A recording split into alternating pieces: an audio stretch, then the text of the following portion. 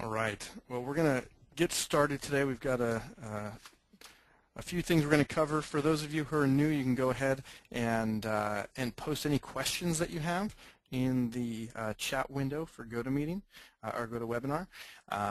These questions can be about what we're talking about. They can be about just general questions you'd like us to cover before we hang up, and at the end we'll sort of go open time. So with that, we're going to talk a bit today about revenue activities and cover a range of things. We've had some interesting conversations with publishers and some advertisers over the last few weeks that we're going to share and share some of the insights we've gained. So we're going to talk a bit again about the dessert and appetizer sales approach. This is something that we just can't share enough.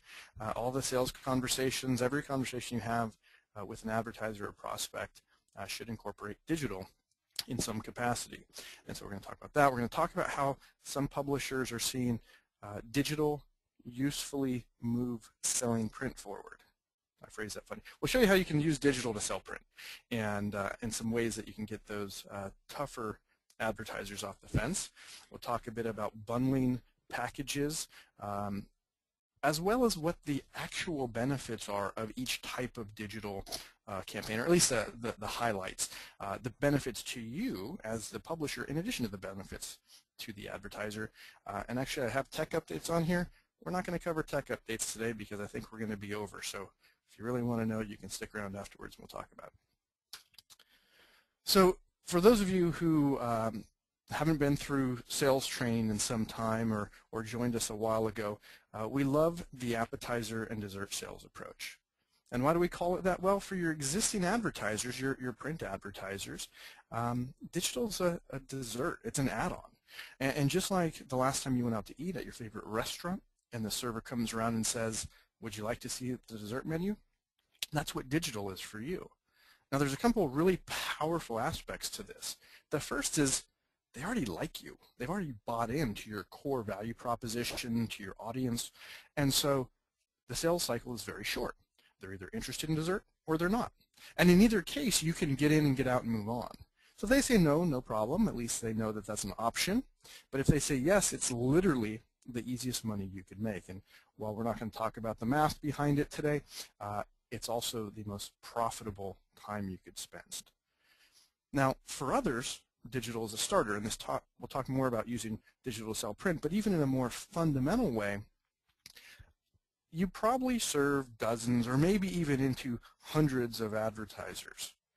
But it's likely your community has thousands of businesses. Many of them can't afford print, or the scheduling and timing doesn't work, or maybe they just don't like print. And while that's something you'd probably like to address, it's not the easiest way to start a conversation. And so when you can come in and you can talk about this audience that you spent years cultivating, that you engage every month or every other month or whatever the cycle is, and that they can be a part of this online, you literally are opening up your potential revenue stream to people who just couldn't or wouldn't advertise with you before.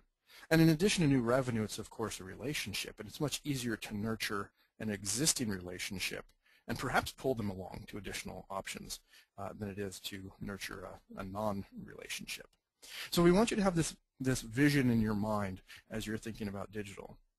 Don't worry about people telling you no. Don't worry about your existing advertisers saying, you know, well, I already pay you for print. Why do I have to pay you for digital? Because it's different. The way that dessert is different. You don't think that you're being mistreated when you pay for dessert. In fact, when you want dessert, you thank the server for bringing it. And so that's the approach here. Now, I'm going to talk for just a minute about some of the benefits of using digital to sell print. Recently, we had a conversation with a publisher in Florida, and she's been trying to land this gas company, natural gas company, for some time as an advertiser. And the person she's speaking with loves the magazine, is an avid reader, thinks it would be a terrific place for them to build their brand. The problem is they're a very metrics-driven organization, and despite circulation numbers and so forth, print doesn't yield the sorts of metrics that digital yields. And so he's been stuck. He literally could not spend the money because he couldn't justify it in those terms. But as we talk about digital, there are metrics. It allows him to have this conversation. But what's really interesting is it allows him to justify buying print as well, because they have the digital metrics to go along with the integrated buy. And so it literally opened up a print advertiser that was not in play before. Well, one of the concerns is that this particular site didn't have very much traffic. It's one of our smaller sites. She's newer. She's sort of taken her time to get started with us. And we couldn't exactly sell a lot, at least not sell digital by itself for a lot. And so we've been looking at avenues where we can also leverage print to overcome the limited traffic concerns. Things like the blogger contest, where you literally are putting the call out in print to say, hey, readers, we'd love for those of you interested in writing for us to come and apply online. But it's not a traditional application process. You're submitting your entry, and then you share it to get people to vote for you. And so all of a sudden that sponsorship, which is effectively a digital sponsorship, is also in print, and so you can charge more and deliver more value, but it also solves this limited traffic concern because you're driving print readers online, and those people are in turn driving social media traffic. But there's this other benefit. Some of these advertisers are spending a good deal of money already in digital places. And the problem is, a lot of times these businesses don't have a lot of great engaging things to say in those ads beyond some brand building. And you'd be shocked to find out how many times they would love to use the money they're spending all over the place to point to you and the things they can do with you. Because, you know, if you go to buy an ad on Google, or you buy through a big ad network, in this case they were doing a lot of work with Comcast, which resells content from a whole variety of local sites, there's not a lot of flexibility. It's a banner ad is a banner ad is a banner ad. But with you, you have this suite of things we can offer, which we'll talk more about. And so they literally want to spend money on some other media avenue and direct those people to participate in the contests they're running with you. What a way to build your brand, to have a customer spend money to build your audience for you. This is powerful. And of course, it solves some of these other problems. Now, the one that you see here on your screen is a social promotion from The Loft. And The Loft is a retailer that was going into this community, and they're obviously a big chain. And so they were doing a whole range of media buying in the magazine, billboards, radio. I don't have the entire menu, but I know it was pretty extensive. And they were running this promotion with CityView magazine. In many of those cases, they were saying, enter the promotion, pointing back to CityView's Facebook page. So in addition to the audience that CityView reached, which is significant, they're also reaching other audiences, putting CityView at the center of that, and adding a lot of value to The Loft. It's unique value there. So my point is, I go through this, and as you're looking at your site, and you have various objections that people are throwing out, there's a lot of solutions, especially when you're looking at more sophisticated users, people who have bigger budgets. There's ways that you can do things as a vehicle that others can't, in addition to your promotional opportunity. If you have any questions about this, definitely post them or follow up with us one-on-one. This is requires a little more nuance and a little more creativity to pull off effectively, but there's a lot of opportunities like this as well. Now, last week we talked about the decision-making process we all go through, the purchase funnel. I'm not going to run through it in detail here. If you want to see it again, we have a video that includes this on our site. But the point is, every decision we go through a phase. And different types of advertising addresses different pieces of this decision-making process. And so when you are able to think in terms of this process and look at what's available on the menu, to use another food analogy, you're able to think, how am I going to be able to help my advertiser? What are they trying to accomplish? Where in the purchase funnel are they trying to address? And how do I use my resources, my brand, my readership, and my influence to get them there? And so we've got a whole slew of things that you can do to add value. And I wanted to take a minute to highlight, and I'm sorry, this is sort of a busy screen, but patience with me as I walk through it. As an advertiser, you've got a number of tactics at your disposal, or flip that, as a publisher, there's a number of things that you can sell. I wanted to quickly identify what the general benefit is to each. And obviously in the print ad, you've cultivated a great relationship. There's some terrific aspects of print and engagement. And so when I buy an ad, I'm effectively reaching an engaged audience as a client, as an advertiser. And you as a publisher, well, you get revenue, of course, which is sort of the point, but you also get some credibility. Well, if John advertises with you, that's good enough for me, I'll advertise too. And where most people think of advertising online is banner ads. It is the digital equivalent of a display ad in print. And it is effectively the same value. Now, forget the amount of the value, the volume or scale of it. It's the digital version of an audience, and there's revenue and credibility for you. But there's these other things that give you more than revenue. If you look at sponsored content, and we posted a couple blog posts yesterday, which you'll get in an email shortly about sponsored content as a part of a small series. But if you think of things like an advertorial or now the native advertising, where a business is able to come in and say, I'm a plumber, and I've got this article about 5 things to look for when hiring a plumber. Well, they get engagement in a longer format. They get to tell their story, communicate their values to their readers.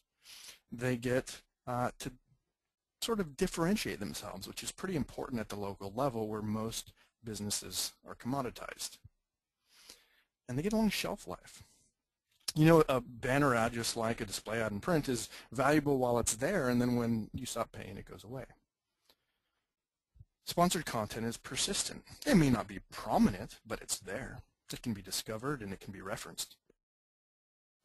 Now for you of course get revenue out of this, but you get content. At the local level, content is critical. And when you see that blog, you'll see how readers respond to good sponsored content is actually in some way superior to original editorial, which is shocking, but true. And you get SEO. Well, there are some rules that Google has put in place around selling links and so forth, which we're not going to talk about, but just be aware of. There is SEO for you. So if someone Googles finding a plumber in your hometown, it's likely that you may rank for that. You may show up at some point. And that's good content that people may find your website on from something that someone paid you to post. Now I want to be clear as I go through this. Don't just post anything. Don't post garbage. Don't post ads. Post content that is sponsored. And there's art and science to this. And again, the blog post I referenced addresses some of this. At the same time, you have things like featured events, and we've talked a bit in the previous sessions. For those of you who've missed those sessions, we will be posting them when we figure out a decent way to do it, and sharing them so you can take a look. But the idea here is featured events are sort of a variation of sponsored content. It's contextual. It's got a timing element to it. It is engaging because who doesn't like events? It's something that is easily shared and that you can share as a timely piece of content via email or Facebook or whatnot.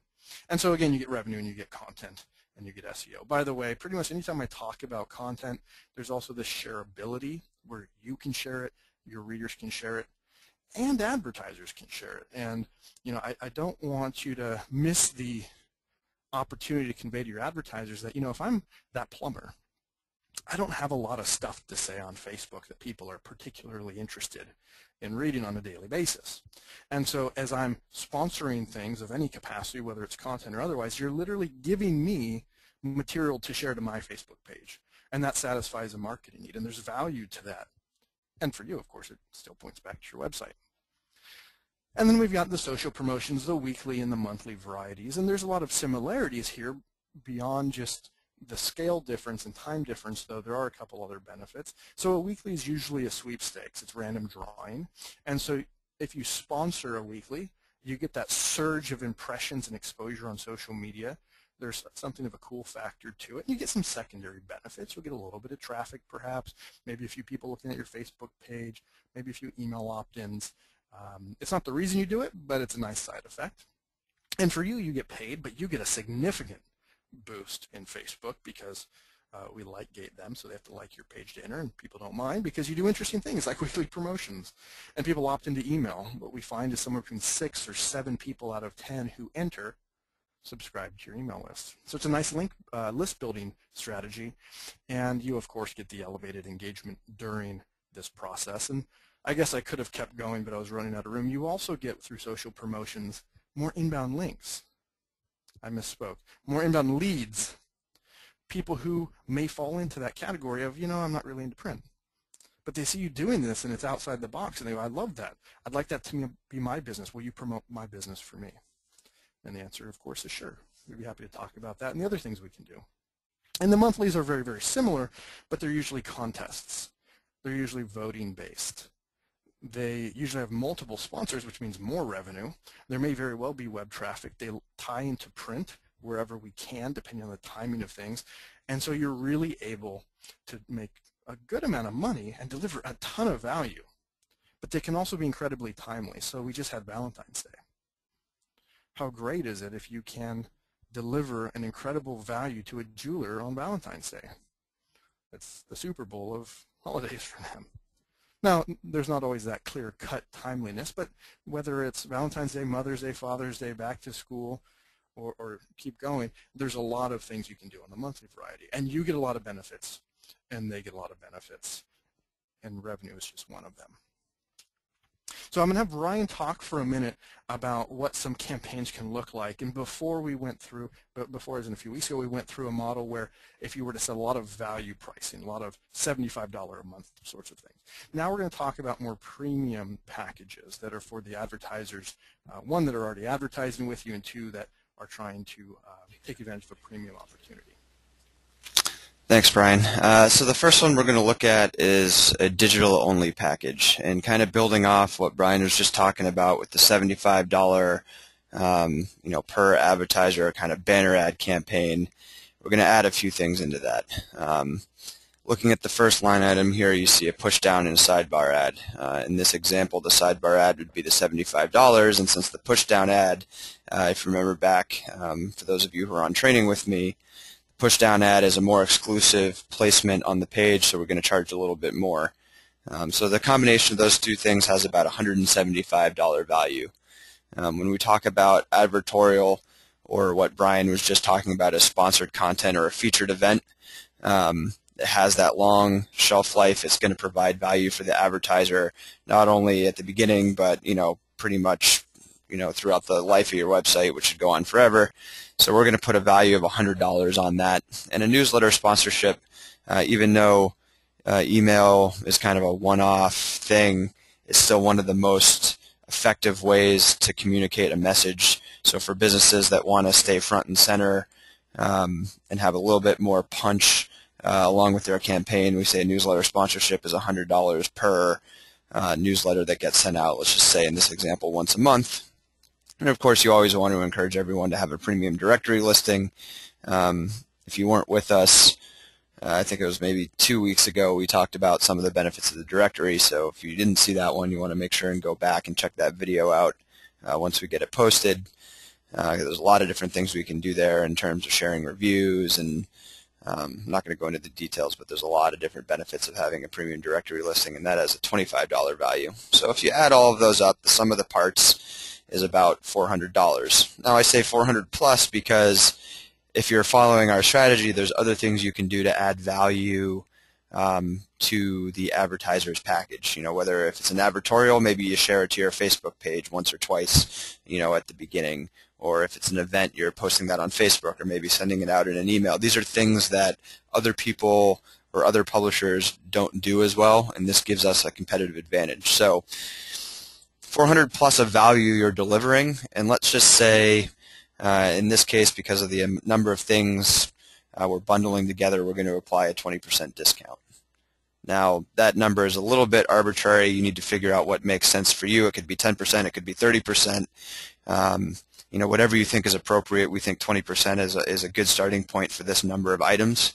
If you do the math there, that ends up being about $320 per month, and they're getting all this great stuff. We'll talk about in a second why each of these things, well, Brian already did talk about it a little bit, but we'll talk about it more in a second about why each of these things is important. The cool thing to think about here is if you sell 20 of these packages, you'll be making just about $6,400 a month in revenue. And you may be thinking 20 is a lot, but let's just say if you're a legacy print publisher, on average you have maybe about 80 to 100 existing advertisers, that means you just got to convert 25% in order to hit this goal. And when you think about the total number of businesses in your community, it's much less than that. So on average, there's about 2,500 businesses in most communities. Obviously, that varies depending on your side, but that's the average. That ends up being less than 1% of the businesses out there. If you can convert them on a 320 per month package, it becomes a very lucrative opportunity. And of course, what's great is in the digital world, the majority of that hits your bottom line, so it's a lot more profitable than $6,500 in print. Yeah, so just looking at one more quick example, for the print publishers that we work with, if you don't find that the dessert and appetizer approach is working as well as you'd like it to, the other option is to just go in with the bundle. And say, all right, we want to help you reach the audience. It doesn't really matter how we do that, but the way we're approaching that from our perspective is, hey, we've got print, we've got digital, and we want to make sure we get your message out to everybody. So if you go in and you do it confidently, you can say something to the effect of this, all right, a full-page print ad is $1,000. I'm just using that as a baseline. In this case, I chose a push-down and a sidebar, $175, an advertorial, $100, and a premium directory listing. So pretty much the same things. I just left out the newsletter in this example, although you can kind of mix and match these however you want. In this case, that's $1,300. I'm not bundling quite as much stuff together on the digital side, so I only applied a 15% discount, and that gives you a package price of $1,105, which means instead of $1,000, if the advertiser is willing to spend $105 more, you're able to pick up about $2,100 a month in additional revenue on top of what you're already doing in print. So for the print guys on the call that want to continue to move digital forward and move the needle, this is a good way to make a meaningful impact on your bottom line by basically doing the same thing that we just talked about for digital only. And there's a great anecdote. I remember in business school we talked about Microsoft Office. And when Microsoft Office came out, WordPerfect was the big word processing software. Lotus 1-2-3 was the big spreadsheet. And so none of Microsoft's products were nearly as robust or capable as the individual items. But they did something unique. They didn't sell a word processor or a spreadsheet. They sold Office. And so instead of having to get multiple pieces of software, it was one box that you'd pick up at the store when you used to buy box software. And they quickly dominated, and now I don't know if anyone's even heard of Lotus 1-2-3 or WordPerfect, at least not used it in some time. And the point here is there is value in bundling. There's convenience. There's the ability to add value. There's ability to leverage one thing to the next. A print ad can reference an advertorial online. And of course, there's a pricing benefit, right? Instead of competing apples to apples in, my banner ad is this price and their banner ad is that price, now you're able to offer a package. So you're able to, I don't want to say obscure, but you're able to change the dynamics of pricing in that way. So there's some really great things to bundling. Obviously, we've assumed a few things here. This is not meant to be your numbers, but an illustration of what it could be. We obviously want to make sure that you grow your audience through great content along the way to really deliver here.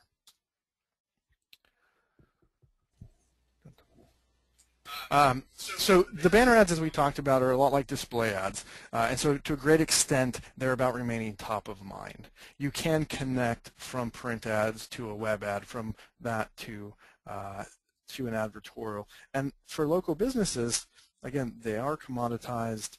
It's easy to lose track of, who should I call for a plumber or whatnot, and being able to remain top of mind is critical. Moreover, in this world that's social that we live in, almost daily it would seem people I know are saying, hey, can anyone recommend a good electrician? Can you recommend this or that or the other? And while there's family friends and maybe I'm an electrician or whatnot, if I have an article I can reference in a trusted local publication that I just recently read about, picking an electrician, I might share that. And I'm a hero because I just sort of helped my friend out by sharing your content, which was paid by the electrician, and that leads to a relationship there. So these advertorials really do help your advertisers to become experts. They need a venue to demonstrate what's unique about them, and you can do that. Again, the social promotions, they're just a great shot in the arm. Local businesses really love the idea of social. You've probably heard, hey, maybe I can stop advertising and just do social. Of course, that's ridiculous, but the idea is it should be part of their plan. And unless you're a restaurant or perhaps a retailer with a lot of new inventory, you don't have a lot to share on social media that falls into the entertainment camp. And so again, social promotions are a way for you to leverage social media to build your brand, to do something fun, even if you are a quote-unquote boring local business, but you're sponsoring something fun, you get that halo effect from it. And then the key to all of these things is to really understand what the objectives are. We recommend that you have a publisher's discretion ad policy. If someone gives you a bad ad, say no. And bad ads could mean it looks really bad. If they try to put, essay format text in an ad, especially a web ad, say no. It's bad, it will perform poorly, and they'll say, oh, your website didn't work, and that's absolutely not the case. What you need to make sure, especially on the web, is that there's a call to action. If a consumer sees it and they're engaged, what should they do? Don't make them guess. Tell them, click here to enter. Click here to sign up for our newsletter. See what's new in our store. Whatever it is, make sure that you're using these calls to action. And when we talk about print to web, not on this call but in other calls, we really want to make sure that we're using compelling calls to action in print to get your web visitors to go online. I just saw a question that came through about the directory listing. Yes, at the moment you still need to register yourself. We're making headway. Let me back up. A business needs to register and enter their credit card information directly in the directory listing. This goes back to the package that Ryan referenced. We're making headway on the ability that you would have to sell, and not just sell and upgrade, but also help administer these pages for people. So there's a range of things. They're all sort of interrelated, which is part of why it's taken us a while. But how we handle all the processing, tracking, and then of course giving you the ability to help people set up their listings while they're the owner, but you can help administer, is all coming hopefully in the next 3 or 4 weeks. We'll have the first cut of that out there. So those of you that are selling and want to just do it on the spot, you can invoice and take care of it that way. It's important to note, unrelated to the screen but to the question, they'll still need to be the owners of their listing for a whole range of reasons. We can talk about that separately, but they'll need to own their listing so they can enter the data, they can use the reviews widget, they can respond to reviews, which is also something that we're going to be introducing shortly, and they can just change how they pay you. I'll let Ryan talk a little bit about some of the tips and tricks and things that you can likely do to kickstart some revenue in unconventional ways. Well, the first one I'm actually going to ask Brian to talk about is the use of charter sponsorships. It's something that we've started to introduce for people that are, we're talking to a lot of expatchers that want to do web-only kind of sites. So we are looking at a way to take them from having nothing to getting started really quickly, and we've come up with this concept of charter sponsorships. So I'll let Brian jump in. Teach me to hand the mic back. So the idea of charter sponsors are exactly what it sounds. It is an opportunity for local businesses to take advantage of being a supporter of yours. And in some ways it plays a little better if you're a brand new business, but I think it works in this case as well, where yes, you're going to include some banner ads, maybe you do some advertorial, all the normal stuff that we would do, but you will likely have a charter sponsors page. And on this page, you're able to say, here are some businesses that make this site possible. And ideally, you'd identify some of the values and the virtues of what you're working on with your site and how it complements what you already do and so forth. And so there you'd have their logos and maybe a blurb from them about why they support it and a link out to their site. Again, that's paid placement, so you need to make sure that it's a no-follow link, but we can talk about that later. It's very easy to do. But again, it gives them this recognition, right? I mean, there's a lot of businesses. I want you to think for a minute how many folks you know in your community that are extremely community-oriented, that are on the Chamber of Commerce, that are always helping with fundraisers, or maybe the Booster Club, or other things that they're trying to give back. And they also run a business, and they also have a business that is community oriented, and they benefit from the fact that their business is community oriented. This is an opportunity for them to continue to live out those values, but also to have things to talk about, like we said before with the social promotions. Now it's an opportunity for them to say, I'm really excited to support this website. This website has the values that we're about. We recommend you check it out and participate. And so again, they're pushing people to your site, but they're getting the benefit of hanging that on their Facebook page. You may even want to look at creating a little graphic that says, I'm a charter sponsor of, and something they can put on their website. And so when you go there, it's sort of a little badge of honor that they're a charter sponsor of your site and of what you're doing there. So the idea here is unconventional, value-adding opportunities that engage the community and put people on your team. And that's really what we want to do here. I'll also talk about the editorial approach to sales. You know, there's a lot of stories to be had out there, and sometimes we hear about the separation of church and state with editorial and revenue, and so this creates separation that doesn't need to be there while still maintaining that. And what I love is the idea of you or someone on your team going out and saying, you know, I'd love to learn more about your business. I'd like to learn why you do what you do. If there's any interesting stories, you know, we heard recently about little Johnny, who's 8 years old, and he came in with his piggy bank, and he cracked it open and bought something for this local cancer patient. We'd like to cover that and understand the dynamics at play here. And also, we've reached this great audience, and if you're interested in learning about how you can market to them, great. We're happy to talk about that too. Now, you're not selling the editorial. If there's a good story, there's a good story. If you can help them with their marketing, you can help them with their marketing. But it's one conversation, and it can be really a beneficial time. If you're only selling, you might miss a story. If you're only covering a story, you miss an opportunity, not just to drive revenue, but to help that business run their business more effectively. So there's a real great opportunity, and this is the sort of local secret or local benefit, right?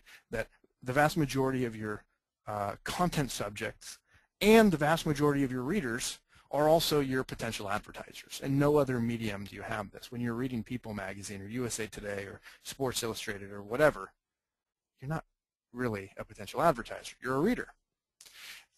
At the local level, you fit into multiple buckets. You wear multiple hats. And so as a publisher and as someone on your team, they should wear multiple hats as well. Not that your salespeople are going to be writing articles, but they need to pass information back and forth. They need to disseminate it and help you grow more quickly in that regards. Yeah, so I already hinted at the third bullet here is leverage social media to add more value. So what I mean by that is if you post a story or an advertorial or sponsored content or whatever you want to call it, you should immediately share that to your Facebook page.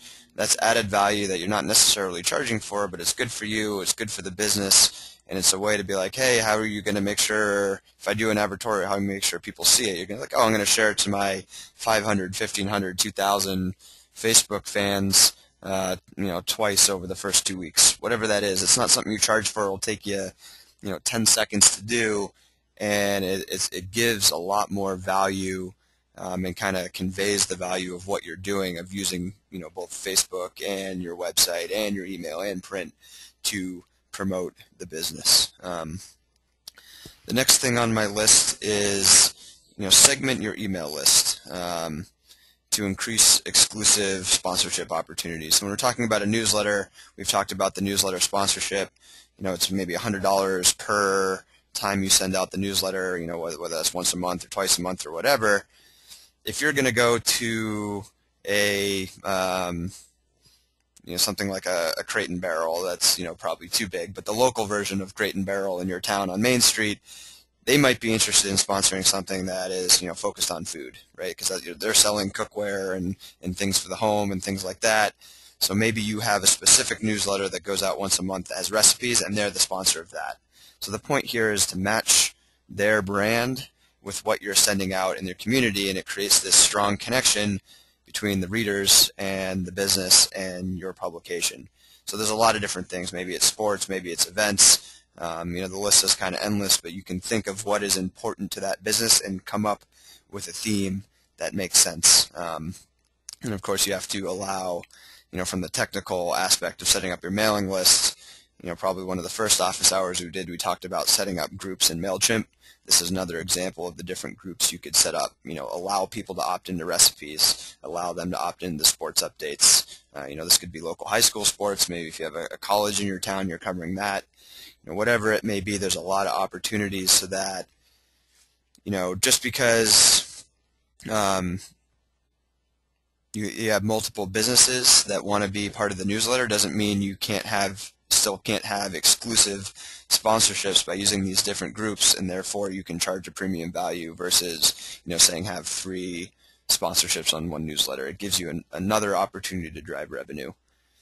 And I guess the last thing I'll touch on is, if there's one thing, and I know Brian usually cringes when I say this because it's not the best thing to set the precedent of giving something away, but if there's one thing in your arsenal that you can use to kind of close the sale and get that person over the finish line on the sales front, it's advertorials, and that's because you get so much benefit out of having that content on your site in addition to whatever revenue you may or may not make. It's a good way, maybe you say, hey, I'll give you the first 2 or 3 advertorials for free, and then it will, the price will kick up the extra $100 after that, or whatever it may be. You can use that as a little sweetener, and it has benefits for everybody. And I think the key to that is you're making a decision to it, and you understand what the trade-offs are, and you're accepting those, as opposed to a banner ad, which even if it's not an exclusive ad, it is use it or lose it. You only have so many. One thing I'll say about the last 3 here, advertorials, emails, and leveraging social, please do keep your editorial hat on. More and more Facebook is becoming very tight on how many people you reach as a page. If you're sharing stuff that is not interesting, that is not engaging, you will not reach very many people. And not just with that post, with other posts. I don't think they label you as a spammer, but you get the equivalent effect. And so the social media that you share, whether it's paid or purely editorial, you need to make sure that you're sharing it the right way, and there's details on our blog and on our website about how to do that. But it always means make it interesting. Ask people for feedback. Get people engaging with you. If people aren't commenting and liking, it's telling Facebook no one cares, and fewer people will see the next thing. If they are commenting and liking, you reach more people, and the next thing you post gets a halo effect from that. And so make sure you're not just hitting a like button to your page and forgetting to add context to it. That wraps us up for today. Happy to talk about any questions that you have. If you have anything that you need to clarify from what we covered or anything that's just generally on your mind, we'd love to have you fire it off. And we'll also see you back here next week to cover the next round of topics.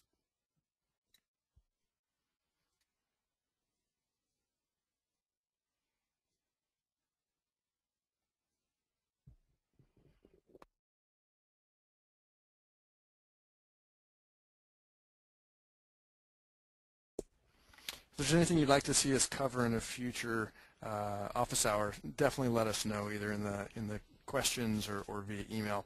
Always looking for input on things that would be useful for you to help you move your business forward.